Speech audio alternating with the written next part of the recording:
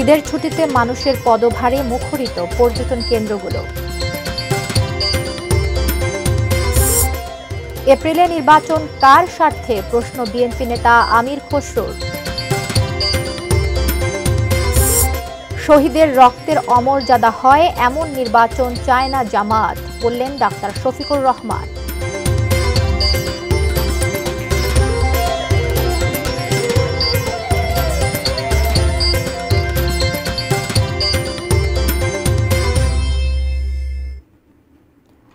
ATN news দেখছেন। দেশের খবরে সবাইকে আমন্ত্রণ জানাচ্ছি। আমি জান্নাতুল ফিরদাউস কবিতা। এতক্ষণ আপনারা শুনছিলেন আকিজ বশির গ্লাসের সৌজন্যে সংবাদ শিরোনামগুলো। এবারে পুরো খবর।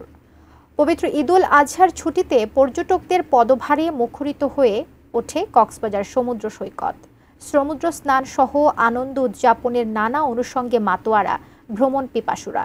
সৈকতের সুগন্ধা পয়েন্ট থেকে আমাদেরকে বিস্তারিত জানাচ্ছেন প্রতিনিধি অর্পণ বড়ুয়া। ঈদ মানে আনন্দ, ঈদ মানে খুশি, ঈদ মানে হই হুল্লোড়।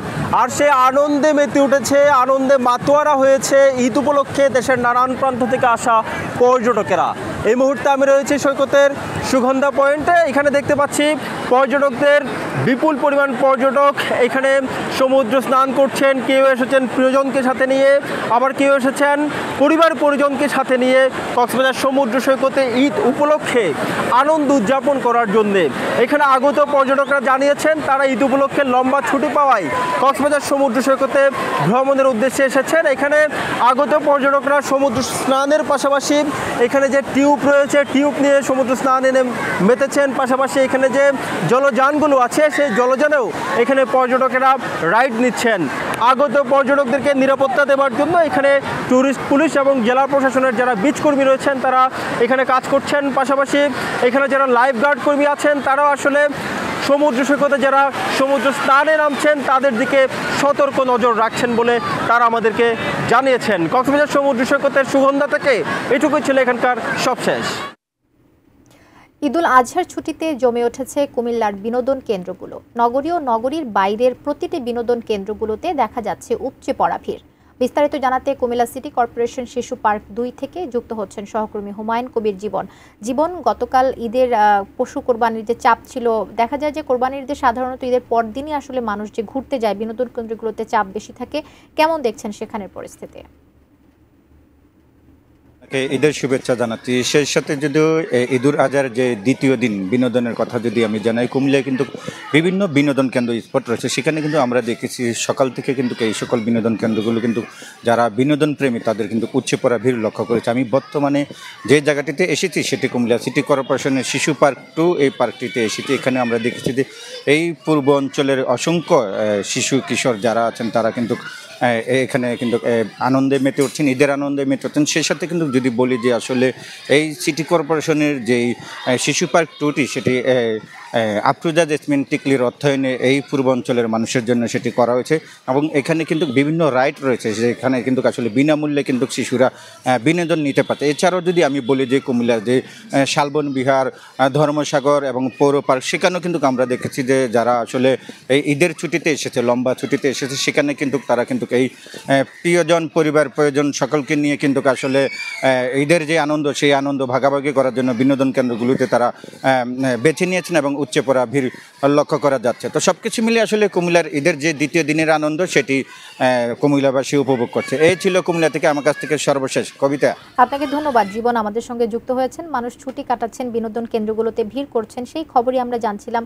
কুমিল্লা সিটি কর্পোরেশন শিশু পার্ক 2 থেকে যুক্ত হয়েছেন সহকর্মী হুমায়ুন কবির জীবন। আমরা দেশের খবরে আছি, সময় হলো একটি বিরতির, ফিরে আসছি কিছুক্ষণের মধ্যেই, সঙ্গেই থাকুন।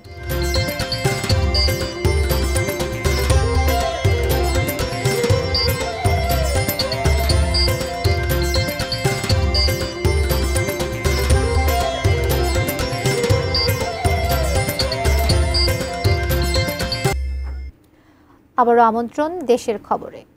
বাংলাদেশের বেশিরভাগ রাজনৈতিক দল ডিসেম্বরের মধ্যে নির্বাচন চেয়েছে। তারপরও কার স্বার্থে এপ্রিলে নির্বাচনের সময় নির্ধারণ করা হলো তা নিয়ে প্রশ্ন তুলেছেন বিএনপির স্থায়ী কমিটির সদস্য আমির খসরু মাহমুদ চৌধুরী। চট্টগ্রামের নিজ বাসভবনে সাংবাদিকদের প্রশ্নের জবাবে তিনি আরও বলেন, কারো স্বার্থে যদি এই সময় ঠিক করা হয়ে থাকে তাহলে সেই নির্বাচন কতটুকু সুষ্ঠু হবে তা নিয়েও সন্দেহের অবকাশ আছে। সিংহভাগ রাজনৈতিক দলগুলো ডিসেম্বরে চেয়েছে, তাহলে কার স্বার্থে এই নির্বাচনটা এপ্রিলে নিয়ে যাওয়া হয়েছে?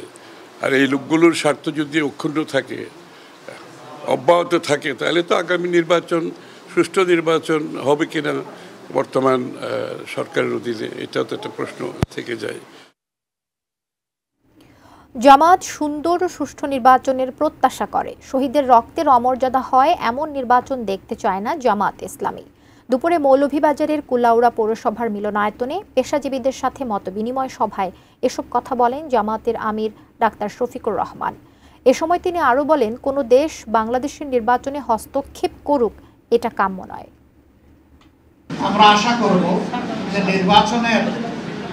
নির্বাচনকে প্রশ্নবিদ্ধ করার কেউ চেষ্টা করবেন না, তাহলে আমাদের শহীদদের রক্তের প্রতি আমরা ইমানদারি রক্ষা করতে পারবো না। আমাদের শহীদদের রক্তের অমর্যাদা হয় এমন কোনো নির্বাচন আমরা দেখতে চাই। শহীদদের রক্তের মর্যাদা রক্ষা করে খুবই সুন্দর সুষ্ঠু একটা নির্বাচন আমরা প্রত্যাশা করি। কোনো দেশেরই হস্তক্ষেপ আমাদের দেশে থাকুক কোনোভাবেই নির্বাচন, এটা আমাদের কামনা না। যেমন আমরাও কোনো দেশের কোনো বিষয়ে হস্তক্ষেপ করতে চাই না।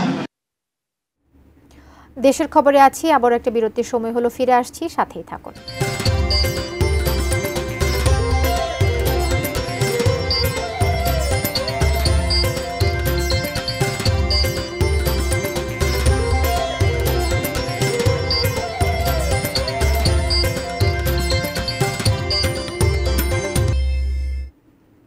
ফিরে এসে সবাইকে আবারও আমন্ত্রণ জানাচ্ছি দেশের খবরে। যশোরের ঝিকরগাছা উপজেলার চাঁদপুর গ্রামের একটি পুকুর থেকে সোহানা নামে ৫ম শ্রেণীর এক ছাত্রীর মৃতদেহ উদ্ধার করেছে পুলিশ। সকাল ৯টায় তার মৃতদেহ উদ্ধার করা হয়। সোহানা ঈদের দিন বিকেল থেকেই নিখোঁজ ছিল। নিহত সোহানা চাঁদপুর গ্রামের আব্দুল জলিলের মেয়ে। সে বাইসা চাঁদপুর মাদ্রাসার ৫ম শ্রেণীর শিক্ষার্থী ছিল। ঝিকরগাছা থানার ওসি নূর মোহাম্মদ গাজী জানান, ঈদের দিন সোহানার পরিবারের সদস্যরা পশু কোরবানির জন্য গ্রামের পাশে ফুফুর বাড়িতে যায়। সে সময় সোহানা ও তার বোন তন্নি বাড়িতেই ছিল। তাদের ভাই বাড়ি ফিরে সোহানাকে না পেয়ে খোঁজাখুঁজি শুরু করে।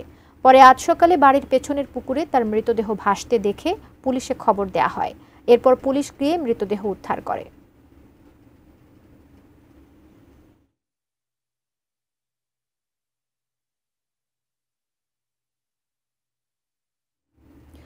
অল্প খরচে লাভ বেশি হওয়ায় নওগাঁয় দিন দিন জনপ্রিয় হচ্ছে বাদাম চাষ। উৎপাদন যেমন ভালো, তেমনি চাহিদা এবং দামও রয়েছে বেশ।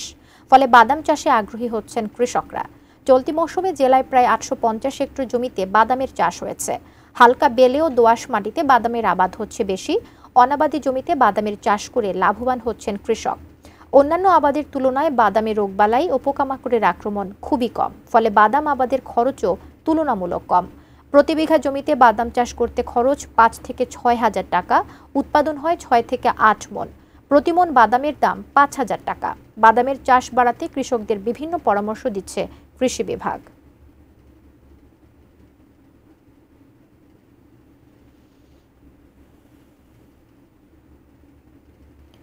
দেশের খবর শেষ করব, তবে যাবার আগে আকিজ বশির ক্লাসের সৌজন্যে শিরোনামগুলো দেখে নিচ্ছি এক নজরে আরও একবার। ঈদের ছুটিতে মানুষের পদভারে মুখরিত পর্যটন কেন্দ্রগুলো। এপ্রিলে নির্বাচন কার স্বার্থে? প্রশ্ন বিএনপি নেতা আমির খসরুর।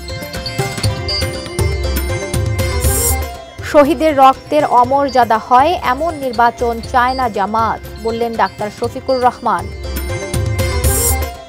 যশোরে পুকুর থেকে ৫ম শ্রেণীর শিক্ষার্থীর মরদেহ উদ্ধার।